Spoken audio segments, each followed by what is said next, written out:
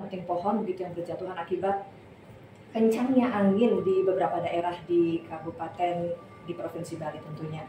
Nah, kita juga sadari betul bahwa kondisi cuaca ekstrim ini sangat berpotensi untuk menimbulkan korban jiwa, terutama di Bali sendiri sudah terjadi ada tanah longsor, kemudian pohon tumbang yang bahkan juga akhirnya menimbulkan korban jiwa.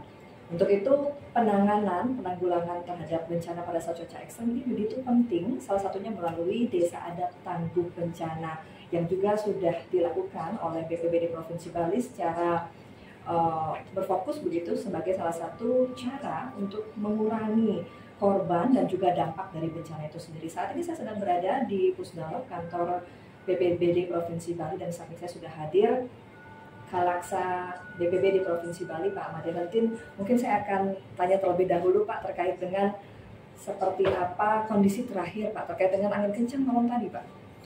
Iya, Bali memang hampir sama dengan daerah lain di Indonesia. Sejak sebelum perayaan Hari Suci Nyepi di tanggal 11 Maret beberapa hari yang lalu, kami mengalami cuaca ekstrim sekurang-kurangnya 2 yang menonjol. Hujan lebat dalam intensitas tinggi durasi yang cukup lama, diperparah dengan adanya angin kencang. Dalam catatan kami di Pusdalop BPBD Provinsi Bali, di tanggal 10 saja, di jalur utama dan Pasar Singaraja terjadi tanah longsor menimpa badan jalan, dan kebetulan ada satu pengendara sepeda motor lewat tertimbun oleh longsoran termasuk pohon tumbang sampai meninggal dunia. Kemudian kemarin di tanggal 13 kami mendapat laporan di salah satu kecamatan di Badung, Kecamatan Petang tepatnya, kejadian yang sama, warga sedang melintas di jalur umum, pohon tumbang menimpa kendaraan mereka dan sampai korban meninggal dunia. Jika kami melihat secara keseluruhan kabupaten kota yang ada di Bali, kondisi hujan lebat dibarengi dengan angin kencang hampir merata terjadi di seluruh wilayah Provinsi Bali, dan teman-teman kami secara tim gabungan di bawah koordinasi BPBD Kapkota merangkul stakeholder terkait, relawan termasuk unsur TNI Polri dan Basarnas melakukan upaya penanganan pada kesempatan pertama, dan astungkaro sampai pagi ini kami memonitor teman-teman yang bergerak di lapangan seluruh kejadian kebencanaan yang terjadi di Provinsi Bali dapat teratasi dan ditangani dengan baik. Baik, bicara soal kerawanan Pak pada saat akhir-akhir ini terutama, seperti apa sih sebetulnya pertama bencana di Provinsi Bali? Acuan kami adalah KRB, Dokumen Kajian Risiko Bencana yang secara resmi dirilis oleh BNPB akhir 2023 dan akan berlaku sampai 2027. 8 kabupaten dan 1 kota di Bali sesungguhnya memiliki tingkat kerawanan yang berbeda-beda sesuai dengan karakteristik ancaman bencana di tiap daerahnya. Bali yang relatif kecil secara luas geografis, minim dari sisi jumlah penduduk hanya 4,3 juta jiwa, 0,26% dari luas seluruh Indonesia, tetapi memiliki multi hazard ancaman bencana. Jika di Indonesia ada 14-15 jenis ancaman bencana, Bali seluruhnya ada.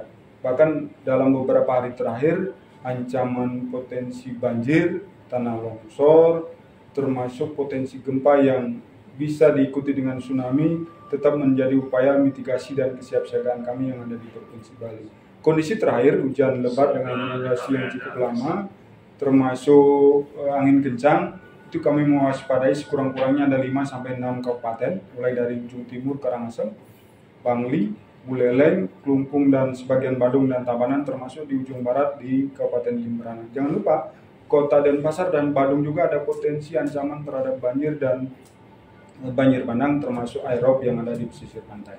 Baik, bicara soal penanganan pencegahan begitu, masyarakat juga menjadi salah satu tombak utama Pak. Di Bali kita punya desa adat. Nah, desa adat tangguh bencana ini seperti apa Pak?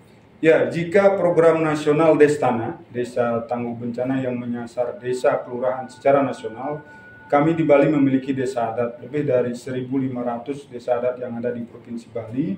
Berkesepakatan hati oleh jajaran kami di BPBD Provinsi dan Kapolta seluruh Bali ingin mendorong desa adat pun kita dorong menjadi desa adat tangguh bencana, ketangguhan desa adat menuju kesukertan, kesejahteraan lahir dan batin. Kami sedang menyusun dan memfinalkan didampingi oleh program siap siaga kemitraan antara pemerintah Australia dengan pemerintah Indonesia melalui BNPB.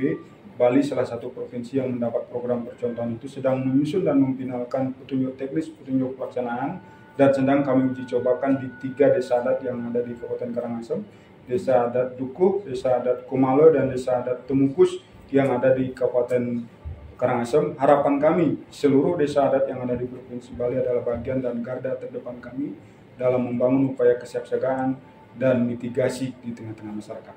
Baik, terima kasih Pak. Selamat bertugas dan mudah-mudahan selalu diberikan keselamatan untuk rekan-rekan yang bertugas di lapangan, dan kita sebagai masyarakat yang langsung berhadapan dengan alam gitu harus tetap meningkatkan kewaspadaan di tengah tingginya ancaman bencana pada saat cuaca ekstrim.